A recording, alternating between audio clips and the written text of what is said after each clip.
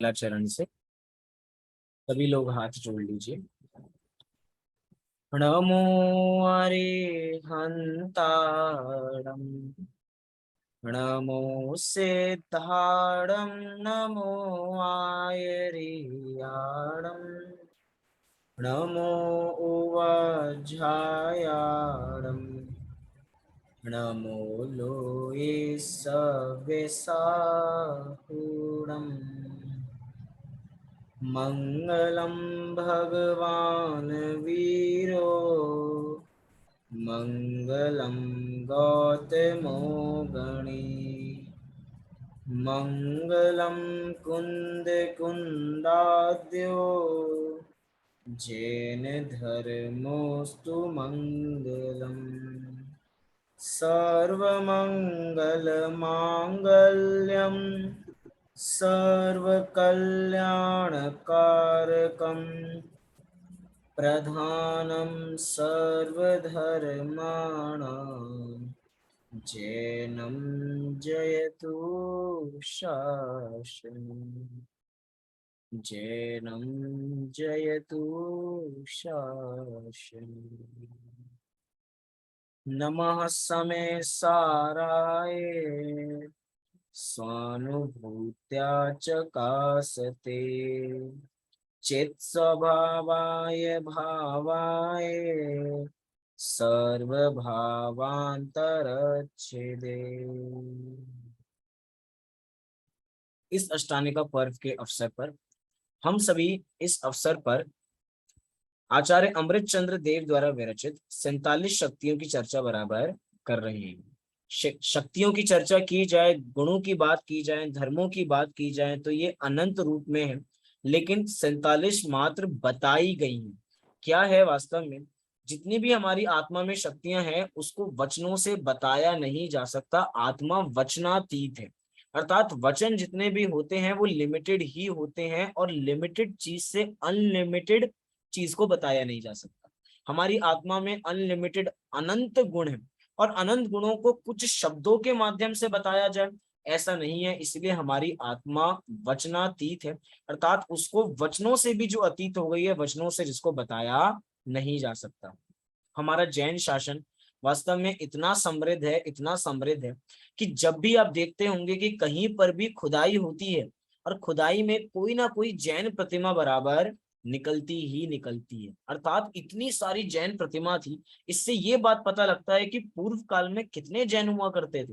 धीरे धीरे जैसे जैसे हम अपनी आत्मा को द्रव्य कर्म, भाव कर्म, नौ कर्म से खोदते खोदते अंदर जाते जा रहे हैं, जाते जा रहे हैं, ऐसे हमें भी एक एक शक्ति की भान बराबर होता जा रहा है। अर्थात जैसे हमारा जैन दर्शन समृद्ध है उतनी ही हमारी आत्मा भी समृद्ध है। उसी आत्मा के अंदर अनंत गुण है और अनंत गुणों से हम लबालब भरे हुए हैं। लबालब भरे हुए हैं अर्थात कोई दूसरा रिक्त स्थान नहीं है। ना आत्मा में गुण कम है, ना आत्मा में गुण ज्यादा है, अर्थात ना न्यून है ना अधिक है। आप रत्नगण श्रावकाचार ग्रंथ में जाएंगे तो उसके 3 अधिकार हैं: सम्यक दर्शन, सम्यक ज्ञान और सम्यक चर्य। 3 अलग अलग अधिकार हैं। सम्यक ज्ञान अधिकार में आचार्य समंत भद्र स्वामी ने मात्र 5 श्लोक लिखे और सबसे पहला श्लोक जो लिखा अर्थात सम्यक ज्ञान के लिए लिखा, तो सम्यक ज्ञान में उन्होंने यही शब्द दिया: ना सम्यक ज्ञान न्यून है ना सम्यक ज्ञान अतिरिक्त है, न कम है ना ज्यादा है। कैसा है? जैसा है वैसा है। ज्ञान कैसा है? जैसा है वैसा है। ना कम है ना ज्यादा है। ऐसी हमारी आत्मा भी ना कम है ना ज्यादा है। जितनी दूसरे के अंदर शक्ति पाई जाती है उतनी शक्तियां मेरे में भी पाई जाती हैं। 47 शक्तियों की चर्चा चल ही रही है, तो कल हमने एक साथ 6 शक्तियों का सेट बराबर देखा था, जिसको हमने भाव अभाव शक्ति आदि 6 शक्तियां भी उसको कही जा सकती है। एक भाव शक्ति थी, एक अभाव शक्ति थी, एक भाव अभाव शक्ति थी, एक भाव भाव शक्ति थी, एक भाव भाव शक्ति थी, तो एक अभाव अभाव नाम की शक्ति। ऐसी 6 शक्तियां इस आत्मा में बराबर पाई जाती हैं।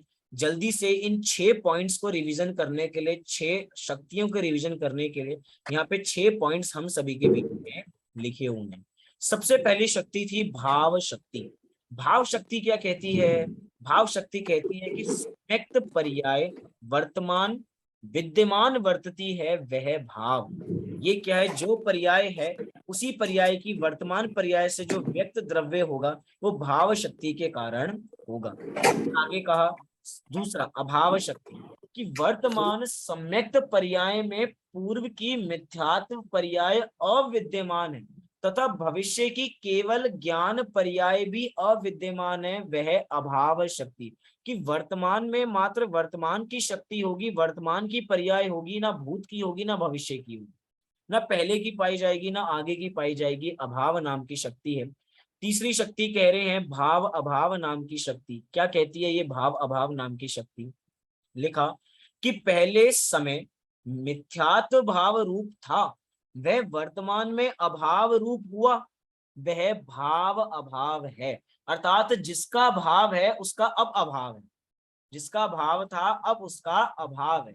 इसलिए लिखा कि जो सम्यक दर्शन पर्याय वर्तमान भाव रूप है वह दूसरे समय अभाव रूप हो जाएगी। मतलब हमें इस बात की टेंशन नहीं है कि हमारी आगामी पर्याय होंगी या नहीं होंगी। क्यों? क्योंकि एक पर्याय अपना उचित समय बराबर लेके आती है, एक समय रहेगी और अगले समय गारंटीड चली जाएगी। कोई पर्याय एक समय से ज्यादा रुकती नहीं है, क्योंकि पर्याय की वैल्यू ही एक समय है। ये एक समय एक सेकंड नहीं है, एक सेकंड के अंदर भी कितने सारे समय बराबर आ जाते हैं। और सबसे बड़ी बात है, इन सभी शक्तियों के अंदर हमें कॉमन बात बराबर जाननी चाहिए, ये जीव एक समय की एक पर्याय को पकड़ नहीं सकता। जैसे कि मुझे बहुत तेज गुस्सा आ रहा है, अब मुझे बहुत तेज गुस्सा आ रहा है, मैं कहता हूं कि भैया मैं इस गुस्से को बदल दूंगा, मुझे गुस्सा नहीं करना, या मैं उसको मार दूंगा। जब मुझे ऐसे भाव थे मारने के, तब तक तो वो मारने वाले भाव की पर्याय चली गई, तब तक तो अगली पर्याय आ गई, क्योंकि पर्याय है एक समय की। जब एक समय की पर्याय का ज्ञान हमें असंख्यात पर्याय जाने के बाद बराबर होता है, असंख्यात पर्याय बीत जाती हैं उसके बाद हमें भूतकाल की पर्याय का ज्ञान होता है। अच्छा ऐसा हो गया था। कभी कभार हमारे साथ नहीं होता कि हम गुस्सा करते हैं फिर विचार करते हैं कि हमें गुस्सा नहीं करना चाहिए, हमने किसी को गाली दी और फिर विचार करते हैं कि नहीं नहीं हमें किसी को गाली नहीं देनी चाहिए। मतलब क्या बात है कि हमें एक समय की पर्याय पकड़ में ही नहीं आती है, वो इतनी सूक्ष्म है।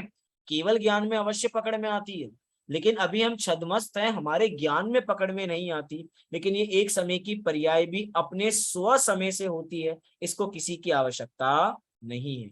चौथी शक्ति के ऊपर बढ़ते हैं, अभाव भाव नाम की शक्ति, जो कहती है कि पूर्व समय में सम्यक्त का अभाव था और वर्तमान समय में वह प्रकट हुआ। अभी हमें सम्यक्त नहीं है और अब प्रकट हो गया। इसको ही दूसरे शब्दों में कहा जा रहा है कि जो सम्यक्त पर्याय वर्तमान में अभाव रूप थी वही दूसरे समय भाव रूप हो जाएगी। इसी का नाम क्या है, जिसका अभाव है उसका भाव गारंटीड होगा। अभी आगामी पर्यायों का अभाव है लेकिन निश्चित रूप से उसका भाव होगा। ये चौथी शक्ति हमें कहती है। पांचवी शक्ति भाव भाव शक्ति क्या कहती है कि श्रद्धा गुण नित्य श्रद्धा भाव रूप रहकर सम्यक्त पर्याय के भाव रूप हुआ, वह भाव भाव है। अर्थात जो पर्याय जिस समय में होनी होगी वो पर्याय उसी समय में होगी, उस पर्याय को आगे पीछे नहीं किया जा सकता। अर्थात ये 6 की 6 शक्तियां पर्याय की तरफ इंडिकेट बराबर करती हैं। लेकिन पॉइंट टू बी नोटेड, कोई कहे हम तो द्रव्य की बात कर रहे हैं, अरे ये पर्याय भी तो किसमें होती हैं, ये पर्याय भी तो द्रव्य में होती है। अर्थात लक्ष्य तो एक द्रव्य का ही कराया जा रहा है, वही द्रव्य पर्याय सहित भी है। सबसे बड़ी बात है, ऐसा नहीं है कि द्रव्य अलग है और पर्याय अलग। हम जब भी द्रव्य गुण पर्याय को समझते हैं, हमने तीन शब्द किए ना, द्रव्य अलग है, गुण शब्द अलग है और पर्याय शब्द अलग है। लेकिन ये तीन अलग अलग शब्द नहीं है, द्रव्य अलग नहीं है, गुण अलग नहीं है, पर्याय अलग नहीं है। ये तीनों एक साथ ही बराबर है। जहां द्रव्य है वही उसके गुण है और वही उसकी पर्याय भी है। तो ऐसा भेद क्यों किया? अरे समझने समझाने के लिए भेद किया जाता है। जैसे उत्पाद व ध्रुवत्व नाम की शक्ति, तो उत्पाद व्यय जहां हो रहा है वहीं हमारे द्रव्यत्व शक्ति भी है, और जहां ध्रुवत्व शक्ति है वहीं उत्पाद व्यय भी है। क्योंकि समझाने में भेद है, वचनों में भेद है। वचनों में भेद हो सकता है लेकिन आत्मा में किसी प्रकार का भेद नहीं है। और सबसे बड़ी बात है, हमें अभेद आत्मा को ही प्राप्त करना है। लेकिन क्या करें, अभेद आत्मा समझ में नहीं आती ना। एक साथ अभेद कहा जाए तो समझ में नहीं आता। मैंने कहा आत्मा, देखा जाए तो आत्मा शब्द में ही सारी अनंत शक्तियां आ गई ना।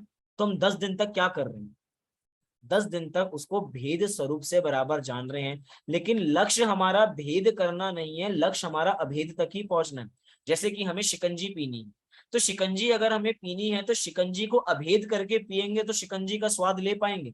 शिकंजी में भेद करेंगे कि भैया इसमें नमक कम है, इसमें चीनी कम है, भैया पानी ठंडा नहीं है, तो भैया शिकंजी कहाँ पी रहे हो आप? आपने तो भेद कर दिया ना, आप भेद करके पी रहे हो। अरे भैया भेद मत कर, उसको अभेद पियो। अच्छा खिचड़ी क्या है? हम सब घर में खिचड़ी खाते हैं, खिचड़ी क्या है? अरे खिचड़ी खिचड़ी है। खिचड़ी को अभेद देखो, उसमें भेद करोगे तो खिचड़ी का आनंद नहीं ले पाओगे। मतलब जहां भेद है वहां पर आनंद नहीं है, जहां अभेद है वहां पर आनंद है। हम कभी कभार पूछते हैं अपने बच्चों से कि कोई बाहर का रिलेटिव हमारे घर में आता है, तो उससे बच्चे अक्सर, मतलब बड़े लोग बच्चों से पूछते हैं, बच्चे ये बताओ कि मम्मी ज्यादा प्यार करती हैं या पापा? क्वेश्चन क्या है, मम्मी ज्यादा प्यार करती हैं या पापा? अब बच्चा क्या बोले, मम्मी भी देख रही है पापा भी देख रहे हैं उसको, जिसका नाम ले दे वो खुश, जिसका नाम ना ले तुझे देखूंगा बाद में। मतलब मैं तुझे प्यार नहीं करता क्या, मैं तुझे प्यार नहीं करती? अब देखा पॉइंट क्या है, बच्चे के समझ में माता पिता में किसी प्रकार का भेद नहीं है, लेकिन प्रश्न में भेद डाला कि मम्मी ज्यादा प्यार करती हैं या पापा ज्यादा प्यार करते हैं। अरे भैया वो तो दोनों को अभेद रूप में देखता है। पॉइंट टू बी नोटेड, हमारे लिए अभेद लक्ष्य होना चाहिए, भेद लक्ष्य नहीं होना चाहिए। जैसे कि हम कहते हैं कि हमें विकल्प से निर्विकल्प अवस्था तक पहुंचना है, तो विकल्प क्या है? विकल्प माने भेद, निर्विकल्प माने अभेद। लेकिन विकल्प से निर्विकल्प नहीं पहुंचा जाता, विकल्प को छोड़ के निर्विकल्प पहुंचा जाता है। पॉइंट टू बी नोटेड, विकल्प से निर्विकल्प नहीं, विकल्प को छोड़कर निर्विकल्प पहुंचा जाता है। जैसे कि फर्स्ट क्लास से सेकंड क्लास में नहीं जाया जाता, फर्स्ट क्लास को छोड़कर सेकंड क्लास में जाया जाता है। दोनों में बहुत बड़ा अंतर है। क्यों अंतर है अब समझना, पॉइंट बहुत सूक्ष्म पॉइंट है।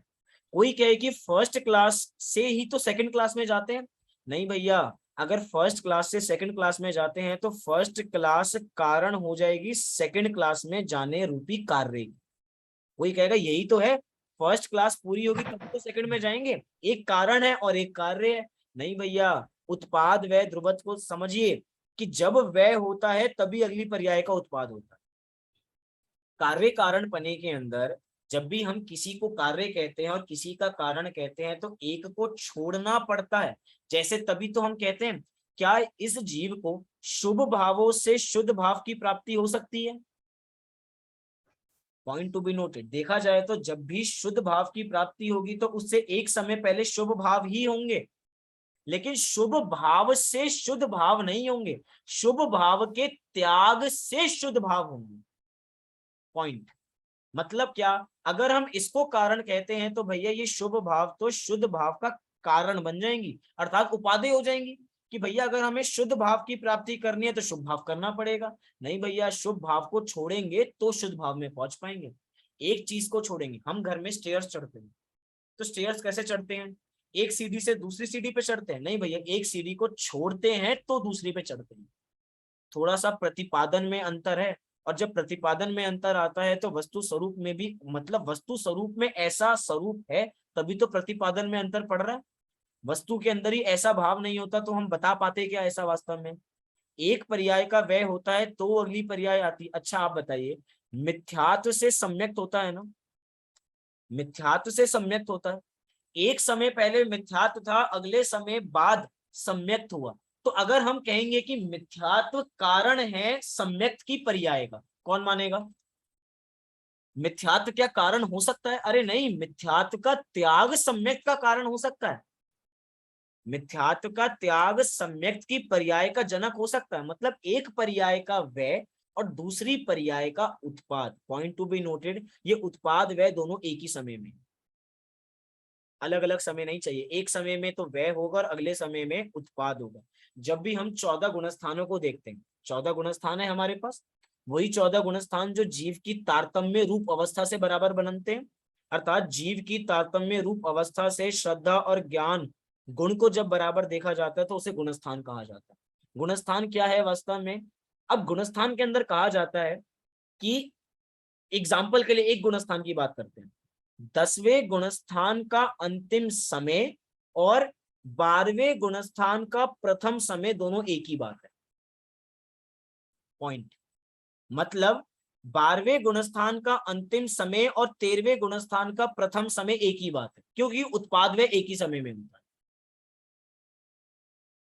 उत्पाद व्यय में अलग अलग समय नहीं है कि उत्पाद अलग समय में हो रहा है और व्यय अलग समय में हो रहा है। अरे अगली पर्याय तुरंत तैयार है कि व्यय हो तो मैं आ गया हूं, व्यय हो तो मैं आ गया हूं, व्यय होगी तो अगली पर्याय आ जाएगी। अर्थात हमारे सर पे कोई बोझ ही नहीं है कि अगली पर्याय कौन सी आएगी, कब आएगी, क्योंकि भाव भाव शक्ति कहती है ना कि जो पर्याय आनी होगी वही पर्याय आएगी, उसके अलावा और कोई दूसरी पर्याय नहीं आएगी। निर्णय हो गया। और अभाव अभाव शक्ति क्या कहती है, उसको भी जरा बराबर देखते हैं। अभाव अभाव नाम की शक्ति कहती है कि श्रद्धा के सम्यक परिणमन में पर पर का तथा मिथ्यात्व आदि का अभाव है और अभाव ही रहेगा, वह अभाव अभाव नाम की शक्ति है। मतलब उदाहरण बहुत सुंदर दिया गया, जिस जीव को सम्यक दर्शन की प्राप्ति हो गई है तो निश्चित हो गया, गारंटीड हो गई कि अब मिथ्यात्व नाम की अवस्था का अभाव है और अभाव ही रहेगा। अभाव है ये पहला अभाव, लेकिन अभाव अभाव का तो गारंटीड अभाव रहेगा, ये अभाव अभाव नाम की शक्ति है। अर्थात ऐसी पर्याय हमारे में होंगी ही नहीं जो हो सकती नहीं है, क्रम को आगे तोड़ के पीछे आगे नहीं हो सकती। हम अपना वृद्ध अवस्था पहले लिया है, बचपन अवस्था पहले लिया है, बाद में लिया है, इसकी छेड़छाड़ करने की हमारे पास ऑप्शन ही नहीं है। अर्थात हम पर के करता तो है ही नहीं, अरे भैया हम अपनी पर्यायों के भी छेड़छाड़ करता नहीं है। तभी तो एक हमने एक शक्ति देखी थी, अकर्तृत्व शक्ति।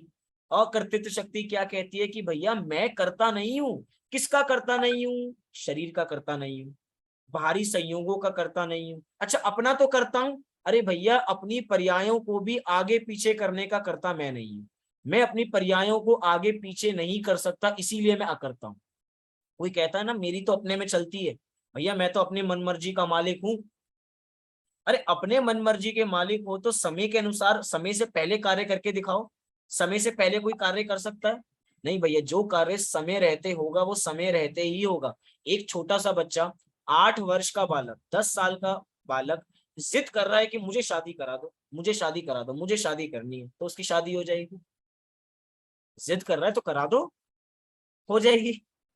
अगर वो तैयार भी हो जाए तो कोई करने के लिए तैयार हो जाएगा? नहीं भैया, जो पर्याय जिस समय में आनी होगी वो उसी समय में आएगी। मतलब जब विवाह की पर्याय तैयार हो जाएगी तो निश्चित गारंटीड आ जाएगी, हमें सिर पे कोई भार नहीं है। जितने भी माता पिता जिनके बच्चे बड़े हो जाते हैं उनको चिंता हो जाती है कि अब शादी कब होगी, शादी कब होगी, शादी कब होगी। अरे भैया जो पर्याय जिस समय में आनी होगी वो उस समय में बराबर आएगी।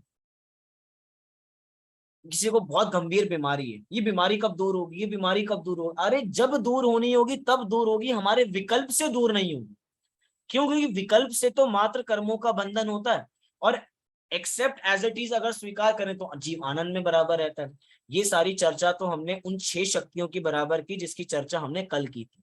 साथ ही साथ में इन 6 शक्तियों का एक स्वरूप बराबर देख सकते हैं, एक शब्द एक्सेप्ट एज इट इज, ये सूत्र है बराबर। जो हो रहा है उसको वैसे का वैसा स्वीकार करना ही, इसी का नाम क्या है? भाव अभाव नाम की 6 शक्तियां। इसी में क्रमबद्ध पर्याय बराबर आ जाती है कि सारी की सारी पर्याय क्रम से, क्रमबद्ध, क्रम नियमित, सारी की सारी पर्याय नियमित हैं। जो पर्याय जिस समय में होगी वो उसी समय में बराबर होगी, उससे पहले नहीं हो सकती। यही है भाव अभाव नाम की 6 शक्तियां। चलिए अपना स्वरूप थोड़ा आगे बढ़ाते हैं। आज तो हमें और नई नई शक्तियां बराबर जाननी है। जैसे जैसे हम अपनी आत्मा के अंदर और डीप जाते जा रहे हैं और डीप जाते जा रहे हैं तो और शक्ति हम में प्रकट बराबर होती जा रही है, प्रकट हो रही है ना। सभी ने होमवर्क बराबर कर लिया? होमवर्क हो गया हो तो आखिरी में आपसे आज आपके अनुभव सुने जाएंगे। क्योंकि देखो मैं तो पढ़ के बता रहा हूँ, लेकिन जिसने अनुभव किया होगा वो तो आत्मा का रस चख के बताएगा ना। जिसने आत्मा का रस चखा हो, हम कहते हैं कि हमारे मुनिराज ने जब ये समय सार ग्रंथादिराज लिखा था तो ग्रंथादिराज को लिखते वक्त एक समय अपनी आत्मा में जाते थे और जो आत्मा में जानते थे उसको बाहर लिखते थे। अभी जाना कि भैया आत्मा में जीवत शक्ति है, और जैसी उपयोग आत्मा से बाहर आया तो जीवत शक्ति के बारे में लिख दिया। अर्थात हर समय जो अपनी आत्मा में लीन रहते हैं उनके माध्यम से आत्मा का स्वरूप जानने की बात ही अलग। इसीलिए हम सभी अपनी आत्मा को जाने, इसी मंगल भावना से अब अगली शक्तियों की चर्चा यहाँ से शुरू करते हैं। शक्तियों का बहुत सुंदर नाम है। एक शक्ति ज्यादा हम आगे बराबर आ गए। दो शक्तियों के बारे में हम बराबर यहाँ से जानेंगे। एक शक्ति का नाम है भाव शक्ति और एक शक्ति का नाम है क्रिया शक्ति। दोनों शक्ति एक साथ देखेंगे। पहली शक्ति है भाव शक्ति और दूसरी शक्ति है क्रिया शक्ति। कुछ बात समझ में नहीं आई। अभी 33 नंबर की शक्ति का नाम भी क्या था? भाव शक्ति। और ये 29 नंबर की शक्ति का नाम क्या है? भाव शक्ति।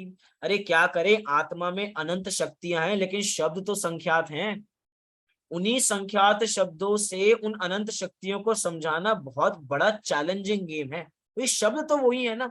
हमारे भारत में मेरे नाम के व्यक्ति क्या मैं अकेला ही हूँ? नहीं, मेरे नाम के भी कितने सारे लोग हैं। मेरे दोस्त ही हैं जिनका मेरे जैसा सेम नाम राशि बराबर है।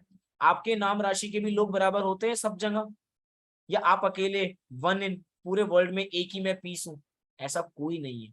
हर जगह सभी के नाम बराबर रिपीट देखे जाते हैं क्योंकि अक्षर वही है। अक्षर वही है, लेकिन उसके बावजूद भी आत्मा में अनंत शक्ति है। पहले जो भाव शक्ति थी उसका स्वरूप अलग है और ये जो भाव शक्ति है इसका स्वरूप अलग है। अभी क्रमशः दोनों का स्वरूप हम यहाँ से बराबर जानेंगे। उससे पहले इसका लक्षण देखते हैं कि आचार्य अमृत चंद्र देव ने इसका क्या लक्षण हमें बताया। धीरे धीरे देखते हैं। लिखा, कारक अनुगत क्रिया निष्क्रांत भवन मात्रमयी भाव शक्ति ही। पुनः पढ़ता हूं, कारक अनुगत क्रिया निष्क्रांत भवन मात्रमयी भाव शक्ति ही। और आगे लिखा कि कारक अनुगत भवता रूप भावमयी क्रिया शक्ति ही। क्या कहना चाहते हैं दोनों शक्तियों के माध्यम से? बहुत सरल अर्थ है, इसी के माध्यम से पता लगेगा। कह रहे हैं कारक के अनुगत अर्थात कारक के अनुसार जो क्रिया है वो क्रिया कैसी है? निष्क्रांत अर्थात निष्क्रिय है। अर्थात उसके अंदर कारक की ये क्रिया पाई ही नहीं जाती, वो मात्र अपने स्वरूप में ही रहता है, उसे भाव शक्ति कहते हैं। और जो कारक के अनुसार रूप परिणमन बराबर करता है उसे क्रिया शक्ति कहा जाता है। कुछ समझ में नहीं आया? अरे अभी धीरे धीरे समझेंगे तो सब समझ में बराबर आएगा। सबसे बड़ी बात है, समझाने पे समझ नहीं आता, समझ में जब आता है जब समझने की योग्यता आती है। कोई बता सकता है कौन सी शक्ति हमें बात बताती है कि समझने से समझाने में नहीं आता, जब समझ में आना होता है तब समझ में आता है? शक्तियों का प्रयोग करके देखिए कौन सी शक्ति बताती है? ज्ञान शक्ति। ज्ञान शक्ति। और प्रयास कीजिए। अरे अभी अभी देखा उनका स्वरूप हमने। ये अभाव भाव शक्ति। भाव अभाव जब शक्तियां होना हमें होगा तभी होगा। भाव अभाव नामक 6 शक्तियां यही तो बराबर बताती हैं कि भैया जब समझ में आना होगा तब समझ में आएगा, उससे पहले समझ में नहीं आएगा। अर्थात टीचर जबरदस्ती भी किसी को कुछ समझा नहीं सकता। आज टीचर की बात कर ही रहे हैं तो थोड़ा एक बात ये भी करते हैं, प्रसंग प्राप्त। आज है गुरु पूर्णिमा। क्या है? गुरु पूर्णिमा। गुरु की पूर्णिमा अर्थात हमारे लिए हमारे गुरु वो पंच परमेष्टि हैं और वो पंच परमेष्टि अपने में पूर्ण है, इसलिए उनके लिए गुरु पूर्णिमा। और उनके स्वरूप को ध्यान के हम भी पूर्ण बन सकते हैं, इसलिए हमारे लिए भी गुरु पूर्णिमा। अर्थात वो पंच परमेष्टि ही है जिनका स्वरूप देख के हम भी उन जैसा बराबर बन सकते हैं, वो शक्ति हमारे में विद्यमान। ये 47 शक्तियां यही तो बराबर बता रही हैं। और सबसे बड़ी बात है, सारी की सारी शक्तियों के अंदर एक विशेषण लगा है, उछलती हुई शक्तियां। मात्र शक्तियां नहीं, उछलती हुई शक्तियां। अरे उछलती हुई शक्तियां ही इसका भान करा रहे हैं कि भैया ये सारी शक्तियां जीव को प्रकट हैं इस समय में। सम्यक दृष्टि जीवों को, सभी सम्यक दृष्टि जीवों को शक्तियां प्रकट है या नहीं प्रकट है? प्रकट है। तो उछलती हुई शक्तियां हैं या नहीं है? अरे उछलती हुई शक्तियां हैं। हम इन शक्तियों का भान करेंगे तो इसी का नाम वास्तव में गुरु पूर्णिमा मनाने की सार्थकता है। एक कहानी हम बराबर देखते हैं कि एक तरफ एकलव्य है और एक तरफ द्रोणाचार्य है। वो चाहता था कि द्रोणाचार्य से धनुर्विद्या बराबर सीखी जाए कि कैसे धनुर बराबर चलाया जाता है, तीर कमान बराबर कैसे चलाया जाता है, लेकिन उसको शिक्षा नहीं मिल पाई। उन्होंने मूर्ति स्थापित की, एकलव्य ने मूर्ति स्थापित की और गुरु दक्षिणा में अपना अंगूठा उनको बराबर दे दी। हम कह रहे हैं कि भैया हमें गुरु दक्षिणा के अंदर हमारे गुरुओं को कुछ नहीं देना, गुरुओं को मात्र एक चीज देनी है कि हम भी आपके जैसे बनने वाले हैं, आप तैयार हो जाइए। अच्छा आप बताइए, गुरु को सबसे ज्यादा मतलब गुरु को अपने शिष्य से क्या चाहिए, एक टीचर को अपने स्टूडेंट से क्या चाहिए? कि वो कामयाब हो और आगे जाके भी उनका जैसे काम करे। कामयाब उनके जैसे बराबर बने, मतलब गुरु चाहते हैं कि मेरे शिष्य मेरे से भी आगे बढ़ जाएं। अरे हमारे पंच परमेष्ठी हमें हर समय यही उपदेश दे रहे हैं कि भैया तुम मेरे जैसे बन सकते हो। बाकी दर्शनों के अंदर ये बात नहीं है, बाकी दर्शन हमें अच्छा अच्छा भक्त बना सकते हैं, लेकिन भगवान बनाने की ताकत कि भैया तुम भी मेरे समान हो और मेरे जैसे बन जाओ, जहां मैं आज बैठा हूं वहां पे कल तुम बराबर पूछ सकते हो। भैया हम तो कह रहे हैं कि कल आप भगवान बन जाओ, कल से हम अर्घ आपको चढ़ाना शुरू कर देंगे, हमें क्या दिक्कत है? हम तो भगवान बने बनाए हैं और मात्र भगवान बनना है। ये शक्तियां हमारे अंदर पाई जाती हैं, इन शक्तियों से हम बराबर पूर्ण हो, इसी मंगल भावना से इस गुरु पूर्णिमा की बात को पूर्ण करते हैं। साथ ही साथ आज एक और विशेष प्रसंग है।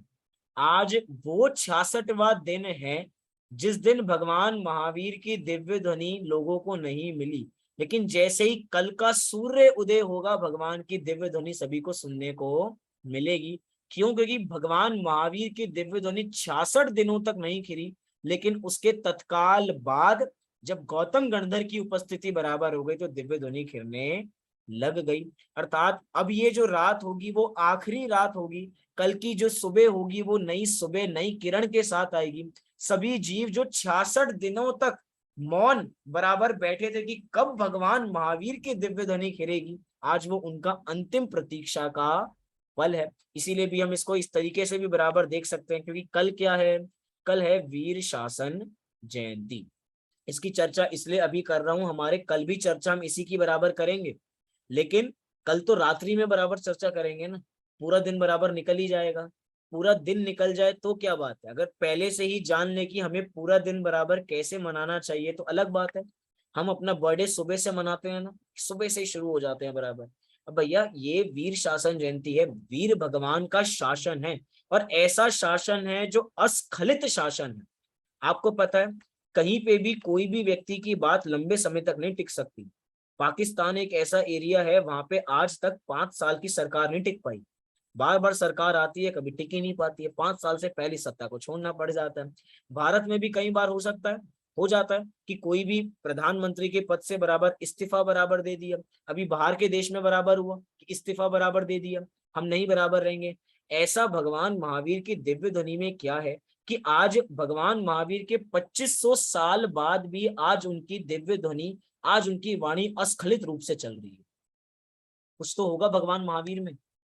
जो 5 साल के लिए आते हैं उनके अंदर दम नहीं है। अच्छा आपको पता है हमारे भारत के पहले प्रधानमंत्री कौन थे? हो सकता है पता हो। अभी कौन से हैं? हो सकता है बराबर पता हो। लेकिन 15वें कौन थे पता है क्या? 20वें, 25वें, 30वें? अरे भैया उनका शासन चलता ही नहीं है ना। शासन उनका चलता है जिनमें शासन चलाने का दम होता है। अरे भैया वो अंतिम शासन नायक हैं भगवान महावीर स्वामी, जिनके शासन काल में ये बात हमें पता लगती है कि प्रत्येक द्रव्य स्वतंत्र है, एक द्रव्य दूसरे द्रव्य का कर्ता नहीं है, एक द्रव्य दूसरे द्रव्य का भोगता नहीं है। भैया ये गणतंत्र नहीं है, ये कणतंत्र है। हम गणतंत्र दिवस मनाते हैं ना, गणतंत्र की गणतंत्र। अरे भैया ये जैन दर्शन कणतंत्र के लिए है, कणतंत्र की कण कण स्वतंत्र है, तो कणतंत्र का दर्शन है वास्तव में। सारी बात हम कल बराबर करेंगे। आज तो संक्षेप में वीर शासन जयंती के बारे में हमने बराबर जाना। शक्तियों के ऊपर हम वापसी बराबर आते हैं। भाव शक्ति और अभाव शक्ति कह रहे हैं, हिंदी में पढ़ता हूं। कारकों के अनुसार होने वाली क्रिया से रहित भवन मात्रमयी भाव शक्ति है, और कारकों के अनुसार परिणमित होने रूप भावमयी क्रिया शक्ति है। अब यहाँ पे एक शब्द आया कारक। शब्द क्या है? कारक। कारक वास्तव में वो होता है जो क्रिया के साथ होता है, अर्थात कारक की पहचान उसी से की जाती है कि क्रिया होगी तो कारक की पहचान बराबर होगी। और सारे के सारे प्रश्न क्रिया के साथ हैं, तो इसीलिए कारक की बात बराबर की जाएगी। हम सभी ने हिंदी संस्कृत के अंदर अवश्य पढ़ा होगा कि कारक 6 होते हैं। कर्ता ने कर्म को करण से संबंध कर्ता ने कर्म को करण से संप्रदान के लिए आपादान से अधिकरण में पर, ये सब हमने बराबर पढ़ा है। कर्ता ने कर्म को करण से, कोई भी काम होता है तो इन 6 के बिना नहीं होता है। कोई ना कोई कर्ता होता है, कोई ना कोई कर्म होता है, कोई ना कोई करण होता है, कोई ना कोई आपादान होता है, कोई ना कोई अधिकरण बराबर होता है। ये 6 आवश्यक चाहिए या नहीं चाहिए? इसी का नाम है षटकारक। क्या नाम है इसी का? इसी का नाम है षटकारक। कारक 6 ही बराबर होते हैं। क्यों? देखा जाए तो कारक एक और होता है जिस कारक का नाम है संबंध कारक, लेकिन संबंध 2 द्रव्यों में होता है, इसीलिए उसे कारक में नहीं गिना जाता। कर्ता ने कर्म को करण से, ये सारे क्या है, इनकी क्रिया के साथ एक साथ में मतलब बात सारी जम जाती है। लेकिन जो संबंध है, संबंध में 2 आ जाते हैं। संबंध 2 ही में होता है ना। संबंध जब भी किसी का विवाह होता है तो संबंध है कि लड़का लड़की का संबंध, तो 2 लोगों का संबंध बराबर है ना, ये संबंध है। संबंध है तो संबंध हमेशा 2 में होता है। इसीलिए जब भी षट कारक कारक की बात की जाती है तो उसके अंदर संबंध कारक को नहीं देखा जाता। कारक 6 ही बराबर होते हैं। प्रवचन सार की शुरुआती गाथाओं में आचार्य कुंद कुंद देव ने एक शब्द दिया है स्वयंभू। शब्द क्या दिया है? स्वयंभू।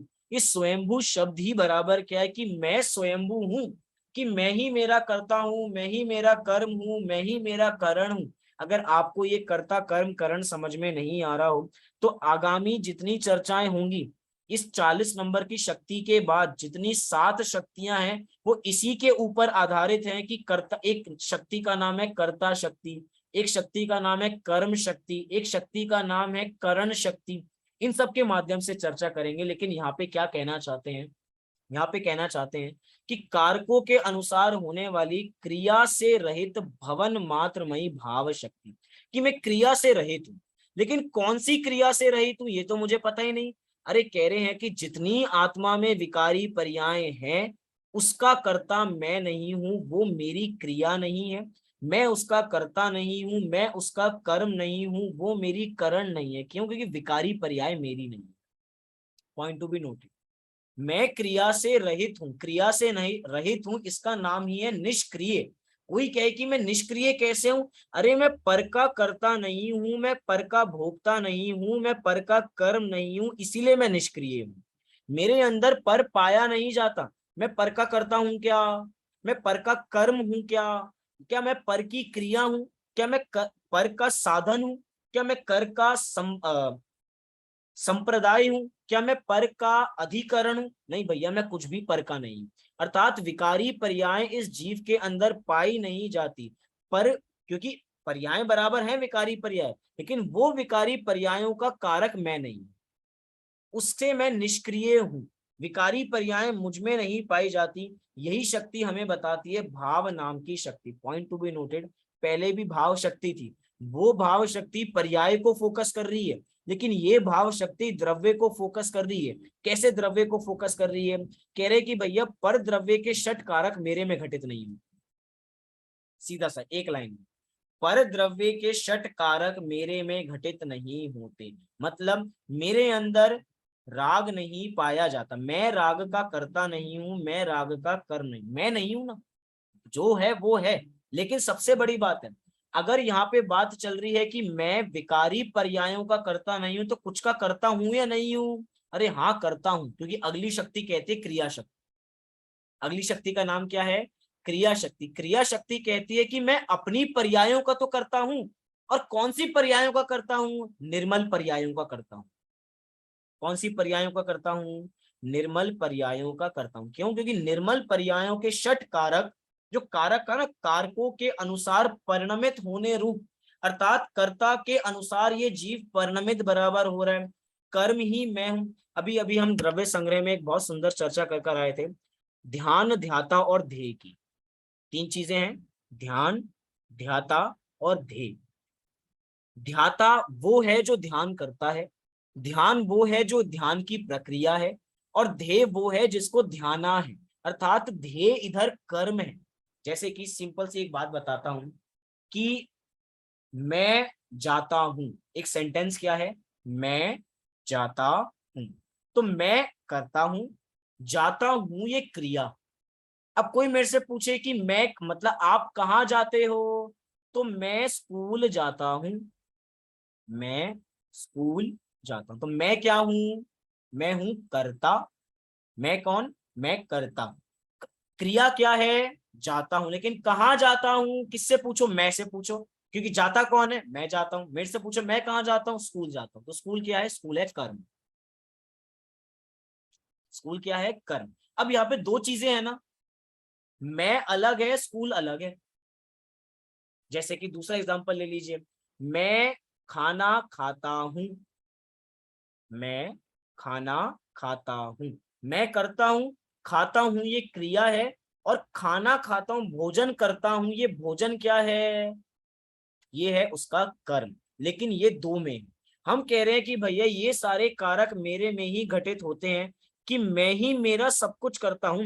अभी कितना सुंदर पढ़ते हैं, मैं ही मेरा करता धरता, मुझ में पर का कुछ काम नहीं।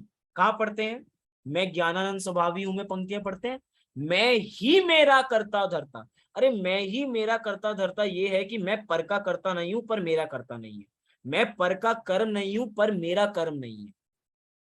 अर्थात राग आदि पर है, इसीलिए मैं उसका करता नहीं हूं, मैं उसका कर्म नहीं हूं। आत्मा में चीजें पाई नहीं जाती। कोई हमसे प्रश्न बराबर कर सकता है, यहाँ पे तो इन शक्तियों के अंदर एक ही बात सिंपली लिखी है कि कारकों के अनुसार होने वाली क्रिया से रहित, क्रिया से रहित।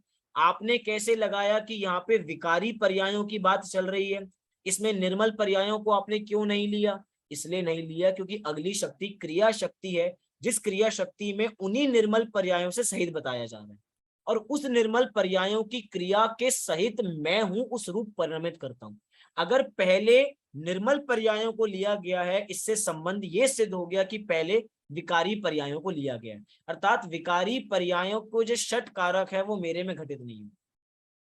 दो हो गए ना, मैं क्रोध करता हूं, मैं क्रोध करता हूं। तो क्रोध क्या है इधर, कर्म है।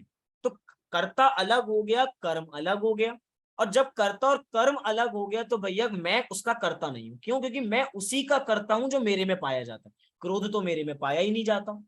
अच्छा पाया जाता है क्या क्रोध, पाया जाता है नहीं। मेरे में मान पाया जाता है क्या, नहीं।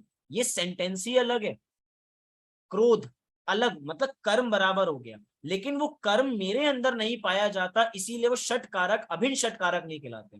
दो तरीके से षट कारक होते हैं, एक भिन्न षट कारक और एक अभिन्न षट कारक। क्या कहा, भिन्न षट कारक और अभिन्न षट कारक। जैसे कि कुम्हार घड़ा बनाता है, सेंटेंस क्या है, कुम्हार घड़ा बनाता है। कैसे बनाता है, चाक से बनाता है, हाथों से बनाता है, पानी से बनाता है, इसमें बहुत सारे उपकरणों को इस्तेमाल करके बराबर बनाता है। कहाँ बनाता है, जमीन पर बनाता है। कहाँ बैठता है, तो जमीन पर बैठता है। अब यहाँ पे कितनी सारी चीजें अलग अलग हैं। घड़े को बनाने वाला कौन, कुम्हार। किस कर्म को कर रहा है, घड़े को बना रहा है। किस से बना रहा है, इसका उत्तर अलग आएगा। कहाँ बना रहा है, अधिकरण कहाँ है। जैसे कि मैं आपसे पूछूं कि आप कहाँ बैठे हो, आप किसके आधार से हो, किसके आधार से, जो जहां जहां बैठा है उसके आधार से है। भैया मैं तो चेयर पे बैठा हूं, मैं चेयर के आधार से हूँ। अरे मैं चेयर के आधार से हूं, तो दो बातें हो गई ना, मैं और चेयर, दो बातें हो गई। हम कह रहे हैं कि भैया इस जीव को पर का आधार ही नहीं है, इस जीव को पर के कर्म की अपेक्षा ही नहीं है, इसको पर के करते पने की अपेक्षा ही नहीं है, यही सब कुछ अपने में है। अर्थात भैया हमें बाहर जाने की आवश्यकता ही नहीं है। हम कहें कि भैया हमने थोड़े दिन पहले एक्सपेरिमेंट किया कि हमें चाय बनानी है, तो चाय बनाने के लिए कितनी सारी चीजें लगेंगी। सबसे बड़ी बात है, चाय बनाने में जितनी चीजें लगेंगी वो बात अलग है, लेकिन पहले तो चाय बनाने वाला होना चाहिए, चाय को बनाने वाला होना चाहिए। अच्छा ठीक है, हमने चाय बना दी, लेकिन अगर पीने वाला ही नहीं है तो किसके लिए चाय बनाई। चाय बनाने वाला अलग, चाय बनाई जा रही है इसकी क्रिया अलग, चाय को बनाने के लिए अलग अलग साधन चाहिए, तो कारण वो अलग अलग हो गए, लेकिन पीने वाला अलग है, सब कुछ अलग अलग है। अलग अलग है तो ये भिन्न हो गया। लेकिन एक है अभिन्न। अभिन्न माने कि आत्मा ही करता है, आत्मा ही कर्म है, आत्मा ही करण है। अरे आत्मा ही तो सब कुछ है। अच्छा ये बताइए, हमने बात की थी ध्यान ध्याता और ध्येय की। ध्यान किसका करना है? आत्मा का करना है। अच्छा ध्यान किसको करना है? ध्यान मुझे करना है, अर्थात ध्याता मैं हूं, जिसका ध्यान करना है वो भी मैं हूं। और वो ध्यान की प्रक्रिया किसको करनी है? ध्यान की क्रिया क्या है? ध्यान की क्रिया भी मुझे करनी है। अर्थात भैया एक चाय को बनाने से, एक चाय को पीने से सरल काम है अपनी आत्मा को जानना। क्यों? क्योंकि वहां पे अलग अलग चीजें चाहिए, लेकिन एक आत्मा को प्राप्त करने के लिए कुछ नहीं चाहिए। अरे भैया जहां हम हैं वहां हमारी आत्मा है। हम आज बाहर घूमने जा रहे हैं तो वहां आत्मा है या नहीं है? हम घर में बैठे हैं तो वहां आत्मा है या नहीं है? अच्छा ध्यान करने वाला भी मैं हूँ, ध्यान करने वाला पदार्थ भी मेरे पास है, तो देर किस बात की है? मुझे तो ये समझ में नहीं आ रहा, लोग होमवर्क करके क्यों नहीं आ रहे? होमवर्क इतना सरल है कि सब कुछ सबके पास है। ऐसा तो नहीं है मुझे किसी को कुछ चीज भेजनी है कि मैं जब तक वो चीज आपके पास पहुंचेगी नहीं तब तक आपको ध्यान नहीं होगा। अरे ध्यान करने वाला मैं हूं ना। मैं हूं तो मेरे पास मैं सब बाती पूरा, मैं अधूरा हूं ही नहीं। जो पूर्ण वस्तु हूं वो मैं हूं। यहाँ पे बात चल रही है भाव शक्ति की और अभाव शक्ति की। भाव शक्ति कहती है कि मेरे अंदर पर के षट कारक घटित नहीं होते हैं। पर के षट कारक घटित नहीं होते हैं, अर्थात विकारी पर्यायों का कर्ता मैं नहीं हूं, उसका कर्म मैं नहीं हूं। सीधी सी बात, एक बात यहाँ पे कही जा रही है कि प्रत्येक समय की पर्याय अभिन्न है और मैं उससे निरपेक्ष। निरपेक्ष हूं अर्थात किससे निरपेक्ष हूं? विकारी पर्यायों से निरपेक्ष हूं। लेकिन कोई पूछे कि भैया निर्मल पर्याय कहाँ जाएंगी, तो कहेंगे कि कारकों के अनुसार परिणमित होने रूप भावमयी क्रिया शक्ति मेरे में ही पाई जाती है। क्योंकि निर्मल पर्याय किसकी हैं? निर्मल पर्याय मेरी हैं। सम्यक दर्शन किसको होगा? मुझे होगा। अच्छा सम्यक दर्शन कैसे होगा? अपनी आत्मा से ही होगा। अर्थात अपनी आत्मा की ही वो निर्मल पर्याय है। कोई कहे कि विकारी पर्याय भी तो अपनी आत्मा में है। प्रश्न बहुत सुंदर है।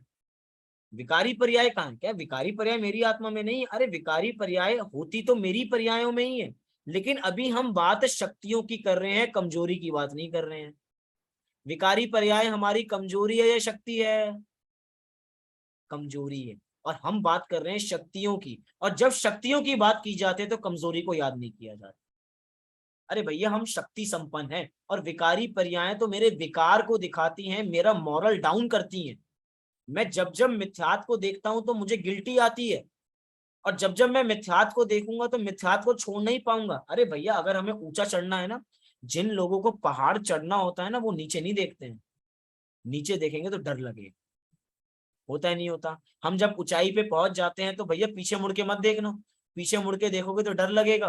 तुम तो चलते चले जाओ, चलते चले जाओ। चलते चले जाओगे तो पहुंच जाओगे। मतलब क्या? जहां पहुंचना है उसका लक्ष्य रखें। अरे जो छोड़ना है उसको क्यों देखना हमें? अच्छा मैं बोलता हूँ कि मुझे हमें मिथ्यात को छोड़ना है। मैं बार बार एक जाप जप रहा हूँ, मुझे मिथ्यात को छोड़ना है, मुझे मिथ्यात को छोड़ना है, मुझे मिथ्यात को छोड़ना है। अरे छोड़ रहा हूँ या पकड़ लिया? इतनी बार बोल रहा हूं तो पकड़ लिया ना। मतलब जिसको छोड़ना है उसी का बारंबार ध्यान कर रहा हूं कि मुझे इसको छोड़ना है, मुझे इसको छोड़ना। अरे छोड़ना है इसका मतलब ये कि उसका ध्यान होना ही नहीं चाहिए। एक समय में भी उसके बारे में ज्ञान नहीं होना चाहिए। जैसे कि टीवी पे जितने ऐड आते हैं, टीवी पे जितने भी हम एडवर्टीजमेंट बराबर देखते हैं, वो अपने प्रोडक्ट का ऐड तो करते हैं लेकिन दूसरे का नाम नहीं लेते। अगर हमें सर्फ एक्सेल का ऐड करना है तो हम टीवी पे रिन का नाम नहीं लेंगे। क्यों नहीं लेंगे? क्यों? क्योंकि अगर रिन का नाम लिया, हमने कहा कि भैया सर्फ एक्सेल बहुत अच्छा है, रिन अच्छा नहीं है। अरे रिन अच्छा नहीं है ये बोलना ही क्यों है? क्योंकि सामने वाले दर्शक क्या देखेंगे? अच्छा सर्फ एक्सेल वाले का कंपटीशन रिन के साथ है, एक बार रिन लेकर आऊंगा। मतलब हमारी साइकोलॉजी से खेलते हैं बराबर। मतलब हमें उसी चीज को मुख्य करना है जिसको हमें प्राप्त करना है। हमें प्राप्त करनी है हमारी आत्मा। और कैसी आत्मा प्राप्त करनी है? कमजोर आत्मा प्राप्त करनी है, शक्तिशाली आत्मा प्राप्त करनी है? शक्तिशाली, इसलिए शक्तियों की बात चल रही, कमजोरी की बात नहीं चल रही। इसीलिए कह रहे हैं कि भैया हमें विकारी पर्यायों को त्यागना है। ये भाव शक्ति हो गई, वो मेरे अंदर नहीं पाई जाती, उसके षटकारक अलग है, और उस षटकारक से मैं निष्क्रिय हूँ। और किससे मैं सक्रिय हूँ? मैं अपने षटकारक से सक्रिय हूँ। क्यों? क्योंकि वो निर्मल पर्याय मेरे में ही उत्पन्न होती है, और वो मेरी है, वो किसी और की नहीं। वो केवल ज्ञान किस में होगा? मेरे में होगा।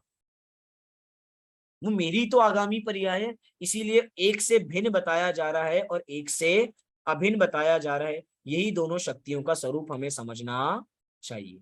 चलिए इसी स्वरूप को थोड़ा और आगे बढ़ाते हैं। हमारे पास समय कम है, लेकिन जितना समय हमारे पास उतना पर्याप्त है। क्या है? हमारी आत्मा में एक संकोच विस्तार की शक्ति है ना, ऐसी हमारे पास विषय को कितना विस्तार देना है और कितना संकोच करना है, ये भी तो शक्ति है। हम एक ही शक्ति के बारे में पूरी देर बात कर सकते हैं, और चाहें तो एक ही दिन में सारी शक्तियों को पूरा कर सकते हैं। मतलब हम धीरे धीरे सबके बारे में बताएं और एक बार में एक झटके से बता दें। हम पूरा का पूरा समय सार ग्रंथ एक दिन में देख सकते हैं, और अगर देखना चाहें तो वर्षों तक एक ही ग्रंथ को देखते रहें।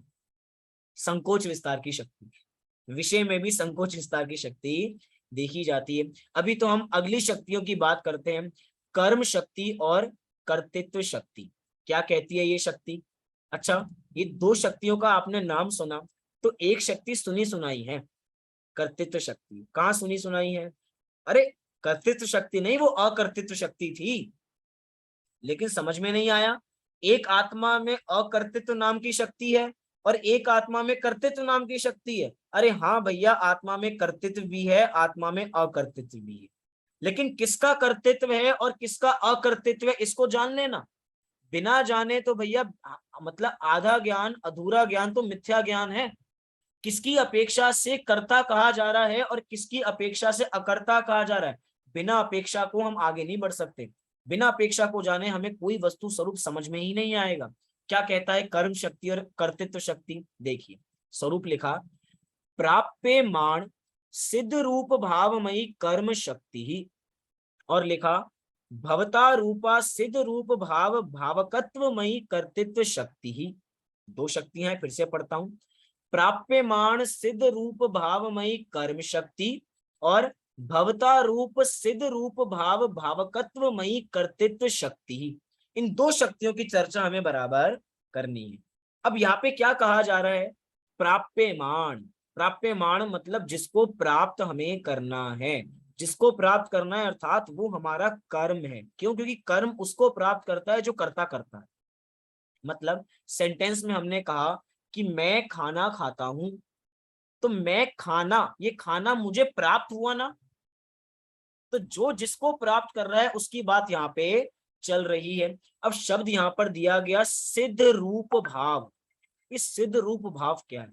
गुरुदेव श्री से प्रश्न किया गया कि ये सिद्ध भाव रूप क्या? ये सिद्ध भगवान की बात है क्या? ये सिद्ध पर्याय की बात है? नहीं, ये सिद्ध पर्याय की बात नहीं है। सिद्ध रूप भाव से कहा जा रहा है कि हमारी ही आत्मा की निर्मल पर्याय, कि ये जीव अपनी ही आत्मा की निर्मल पर्यायों को प्राप्त करता है, अर्थात निर्मल पर्याय ही जीव का कर्म है। कर्ता कौन है? कर्ता मैं। किसका करता हूं? ये कर्ता किसको प्राप्त करता है? कह रहे हैं निर्मल पर्यायों को प्राप्त करता। किसको प्राप्त करता है? लिखा ना प्राप्यमाण। प्राप्यमाण माने किसको प्राप्त करता है? कह रहे सिद्ध रूप भावमयी। सिद्ध रूप भावमयी अर्थात अपने स्वरूप को प्राप्त करता है। अपने स्वरूप को प्राप्त करता है अर्थात अपनी निर्मल पर्यायों को प्राप्त करता है। इसी का नाम है कर्म शक्ति। सीधी सी बात है, कर्म के लिए कहा जाता है, कर्म की संस्कृत में परिभाषा दी जाती है, जो कर्ता को ईप्सित तम हो। कर्तु ईप्सित तमम कर्म। क्या कहा जाता है? कर्तु ईप्सित तमम कर्म, कि कर्ता को जो ईप्सित तम हो।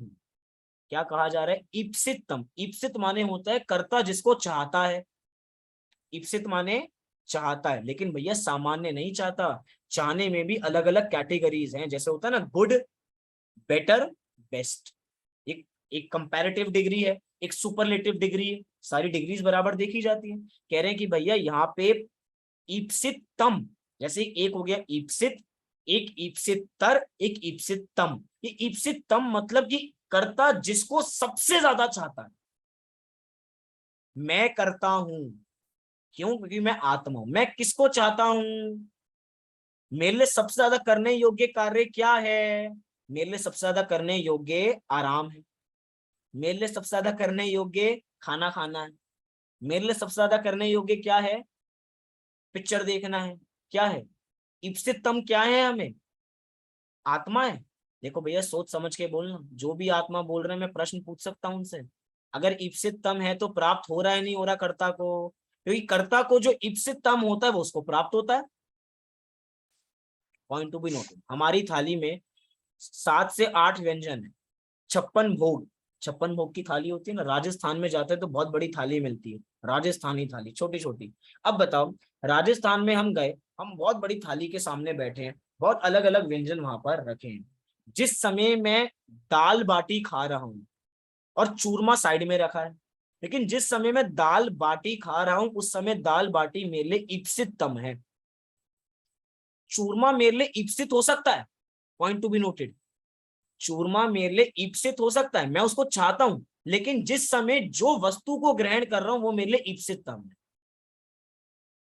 ईप्सितम माने क्वालिटी बराबर लगा दी भैया, सबसे ज्यादा। एक तो चाहता हूं, एक ज्यादा चाहता हूं, एक सबसे ज्यादा चाहता हूं। 3 क्वालिटीज हो सकती है ना? चाहता हूं, बहुत ज्यादा चाहता हूं और सबसे ज्यादा चाहता हूं। अरे भैया, कर्ता को सबसे ज्यादा क्या ईप्सित है? कर्ता को सबसे ज्यादा ईप्सित अपनी आत्मा है। क्योंकि कर्ता कौन है? कर्ता मैं हूं। और कर्ता को उसका कर्म सबसे ज्यादा ईप्सिततम होता है, इसलिए वो उसको प्राप्यमान करना चाहता है, अर्थात अपनी निर्मल पर्यायों को प्राप्त करना चाहता है। तो ये तो हो गया कर्म शक्ति। अगला कहा भवता रूप सिद्ध रूप भाव भावकत्वमयी कर्तृत्व शक्ति। कर्तृत्व शक्ति कहना चाहती है कि कर्तृत्व शक्ति होने और सिद्ध रूप भाव के भावकत्वमयी है। समझ में आया? तो मैं बराबर इसको समझाता हूं। कर्तृत्व शक्ति, कर्तृत्व, कर्तृत्व शक्ति कहती है कि मैं करता हूं। संस्कृत में कहा जाता है स्वतंत्रता कर्ता। कि कर्ता कैसा होता है? कर्ता स्वतंत्र होता है। कर्ता कैसा होता है? कर्ता स्वतंत्र होता है। लेकिन कर्ता स्वतंत्र है तो कर्ता है कौन इधर? जो निर्मल पर्यायों को प्राप्त करना चाहता है। अरे कर्ता वो मैं हूं। क्यों? क्योंकि जब भी कर्म से प्रश्न पूछा जाता है, क्यों? देखो, सीधी सी बात है। कर, कर्म, कर्ता को जो ईप्सित होगा उसे कर्म कहा जाएगा। पॉइंट देखना। कर्ता को जो सबसे ज्यादा पसंद होगा उसे कर्म कहा जाएगा। तो पूछ, जिसको पसंद होगा उससे पूछा जाएगा कि तुम्हें क्या पसंद है। मतलब कर्ता से प्रश्न आएगा कि तुम्हें क्या पसंद है। जैसे कि मैं खाना खाता हूं, तो खाना खाता हूं तो क्रिया है। क्या खाता हूं? खाना खाता हूं। खाना खाता हूं ये किससे पूछा जाएगा? जो खाना खाता है उससे पूछा जाएगा। जो कर्म को करता है उससे पूछा जाएगा। कर्म को कौन करता है? कर्म को मैं करता हूं, इसी का नाम करता है, अर्थात मैं स्वतंत्र हूं। सबसे बड़ी बात है, एक जगह शक्ति में कहा गया कि मैं अकर्ता हूं, और यहां कहा जा रहा है करता हूं। जहां कहा गया है कि मैं अकर्ता हूं, वहां इसका अर्थ है कि मैं पर का अकर्ता हूं। मैं अपनी पर्यायों को आगे पीछे करने में अकर्ता हूं, लेकिन जो मेरी निर्मल पर्याय हैं उसका कर्ता तो मैं ही हूं। और उन निर्मल पर्यायों का भी कर्ता तभी होगा जब वो भाव अभाव नामक 6 शक्तियों को हम ध्यान बराबर रखेंगे। अर्थात जो पर्याय जिस समय में होनी होगी उसी समय की पर्याय का मैं करता हूं। कोई कहे कि सम्यक दर्शन मुझे आगे जाके प्राप्त होगा, तो मैं उसका करता हूं क्या अभी? Point to be noted. जो जिस समय जिसको प्राप्त हो रहा है, पॉइंट मतलब एक एक समय की बात बराबर चल रही है। कर्ता को वही ईप्सित होगा जिस समय वो बराबर उस कार्य को कर रहा होगा। जिस समय मैं सम्यक दर्शन को प्रकट कर रहा हूं उस समय मेरे लिए सम्यक दर्शन वो कर्म है जो मेरे लिए ईप्सिततम है, जिसको मैं प्राप्त करना चाहता हूँ। उसके अलावा मुझे कोई और दूसरा लक्ष्य दिखाई नहीं देता। बोलिए, हम सभी का गोल क्या है? हम सभी का एम क्या है? हम कोई मोटिवेशनल स्पीच सुन के आते हैं, पैसे देकर आते हैं, तो वहां पे क्या यही चीज सिखाई जाती है कि आपका गोल क्या है? अगर आपका गोल अपनी आत्मा को प्राप्त करना है तो वो लोग कहते हैं कि भैया अपने हर जगह अपना गोल सेट कर लीजिए, उस पर डेट डाल दीजिए कि मुझे इस टाइम तक अपनी आत्मा को प्राप्त करना है। ऐसा ही कहा जाता है कि भैया डेट डालिए अपने गोल पे। अगर आपको एक अच्छी गाड़ी चाहिए तो कब तक अच्छी गाड़ी चाहिए, डेट डालिए। डेट नहीं डालेंगे तो गाड़ी नहीं आएगी। हम कह रहे हैं हमें अपनी आत्मा कब प्राप्त होगी, डेट डाली हमने। हम तो भैया ऐसे लोग हैं, प्राप्त हो गई तो हो गई, नहीं तो नहीं हुई। ऐसा ही है ना, बड़ी गाड़ी मिल गई तो बैठ जाएंगे, नहीं मिली तो गाड़ी तो चली रही है। आत्मा की प्राप्ति हो गई तो हो जाए, नहीं तो नहीं हुई तो काम तो चल ही रहा है, चारों गतियों में परिभ्रमण तो चल ही रहा है। अरे भैया हम प्राप्त करना चाहते भी हैं, नहीं चाहते हैं? क्या हमारे लिए हमारी आत्मा हमारे लिए टॉप प्रायोरिटी पे है या नहीं है? अरे है ही नहीं। आप 50 कामों की लिस्ट बनाइए, दिन में 50 काम, ये देखिए आत्मानुभव को कहाँ रखते हैं, या रखते भी है नहीं रखते हैं? अरे रखते ही नहीं। हम ये नहीं कह रहे कि नंबर 1 पे, कम से कम उस लिस्ट में तो रखो। लिस्ट में ही नहीं है हमारे तो। आत्मा को प्राप्त करना हो जाएगा तो हो जाएगा। भैया सुनने से काम नहीं होगा, मेरे सुनाने से काम नहीं होगा। ये बात आपको मैं सुना रहा हूं ऐसी बात नहीं है, इसको सुनाने से पहले मैं सुन रहा हूं, क्योंकि मेरे कानों में बात जा रही है। आपको सुनाई दे या न दे, सारी बातें मुझे सुनाई दे रही हैं। मैं अपने को ये बात बराबर समझा रहा हूं कि मुझे मात्र इस बात को पढ़ के दूसरों को बता के आत्मा प्राप्त नहीं होगी। आत्मा प्राप्त अनुभव से होगी, और जब तक अनुभव मैं नहीं करूंगा, जब तक मुझे आत्मा प्राप्त नहीं होगी। तो भैया मैंने तो लक्ष्य ले लिया कि मुझे अपनी आत्मा शीघ्र अति शीघ्र प्राप्त करनी है, अर्थात मेरा ये पर्सनल गोल है। आप सभी का अपना अपना गोल है या नहीं है?